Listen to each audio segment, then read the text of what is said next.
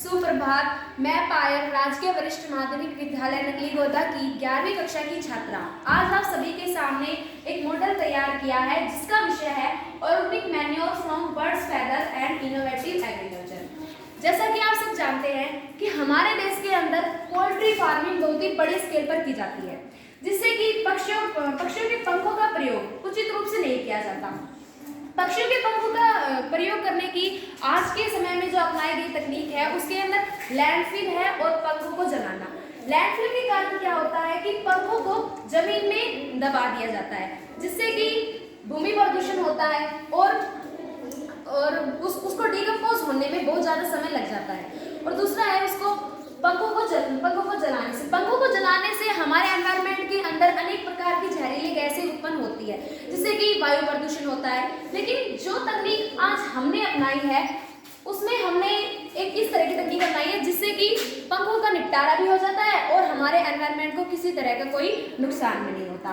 तो अब हम बात करते हैं कि हमने पंखों का प्रयोग किस तरह से खाद बनाने के अंदर किया है। सबसे पहले बात आती है कि पंखों का उपयोग हमने खाद बनाने के लिए किया क्यों है। तो पंखों के अंदर कैरेटिन प्रोटीन नाम का एक प्रोटीन पाया जाता है जो कि नाइट्रोजन रिसोर्स है। और जैसा कि आप सभी जानते हैं कि नाइट्रोजन जो है वो हमारी फसलों के लिए बहुत जरूरी होता है। नाइट्रोजन के बिना हमारी फसलें जो है अच्छी तरीके से ग्रोथ नहीं कर पाती। तो इसलिए हमने पंखों का प्रयोग किया है क्योंकि उसके अंदर कैरेटिन प्रोटीन बहुत उचित मात्रा में पाया जाता है। उसके बाद बात आती है कि हमने पंखों का उपयोग खाद बनाने के लिए किया कैसे है, हम किस तरह से इसका उपयोग कर सकते हैं।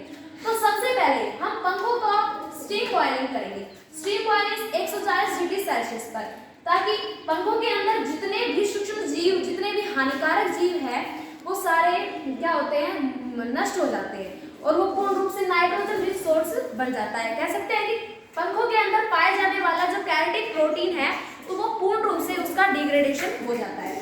उसके बाद स्टीम बॉयलिंग करने के बाद हम उसे सुखा लेते हैं। उसके बाद उसको पीसकर लगभग हमारे सामने इस तरह का पाउडर हमें मिल जाता है। पाउडर बनाने के बाद हम इसका प्रयोग अपने खेतों में कर सकते हैं। उसके बाद नवाचार पद्धति द्वारा कृषि। नवाचार पद्धति द्वारा कृषि में हमने मल्टीलेयर फार्मिंग का उपयोग किया है। मल्टीलेयर फार्मिंग एक इस प्रकार की कृषि है जिसके अंदर लगभग एक साथ 4 से 5 फसलों का उत्पादन हम कर सकते हैं। फसलों का चुनाव आप उनकी जड़ों की लंबाई और मौसम के आधार पर करते हैं। हमने जो इसमें लिया है वो है अदरक, पालक, लौकी या फिर तोरई आप ले सकते हैं। उसके बाद है पपीता।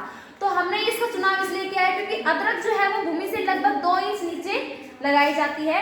उसके बाद हम पालक को लगाएंगे क्योंकि पालक की जड़ें हैं वो अदरक से लगभग नीचे जाती है। और उसके बाद हम लौकी या फिर तोरई का उपयोग करेंगे जिसकी जड़ें पालक से भी नीचे जाएगी। उसके बाद पपीता जितना बढ़ता है उतना ही उसकी जड़ें नीचे ग्रोथ करती है। इसलिए हमने मल्टीलेयर फार्मिंग का उपयोग किया है।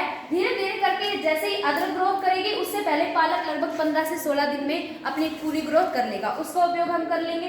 लौकी का उपयोग हम कर लेंगे और पपीता तो जितना बढ़ेगा उतना ही अपनी जड़ों का इस्तेमाल करेगा। और अदरक का प्रयोग मई जून के महीने में हम उसका उपयोग कर सकते हैं। उसके बाद हमने इसके ऊपर एक मंडप बनाया है। मंडप में हमने गुनैया नाम की जो घास है वो ऊपर लगाई है और साइड में ग्रीन कलर का नेट लगाया है। ग्रीन कलर की नेट की जगह साड़ी वगैरह का यूज कर सकते हो।